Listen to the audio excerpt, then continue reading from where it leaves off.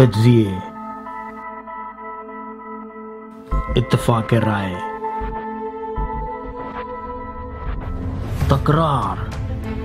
मैं सुनेला भाई से बड़े अदब से इत्तेफाक नहीं करता है चीज कि जखीरा अंदोजी का रिस्क नहीं, वो तो क्या अपने पास जो है ना खाने पीने की अशिया रखनी है। इसमें ऐसे है भट्टी साहब, ये जखीरा अंदोजी हरगिज नहीं है। जखीरा अंदोजी होती है कि आपने उसको आगे बेचना है या कारोबार या काम करना है, लेकिन हमारा मकसद हरगिज ये नहीं है। लेके रखने का मकसद ये है कि ये पता नहीं कब तक चलना है। दूसरा ये है कि जो हमने लेके रखा हुआ है वो हमारे किसी दूसरे बहन भाई के भी काम आ सकता है। उभरते हुए मसाइल और इन पर गुफ्तो शनीद।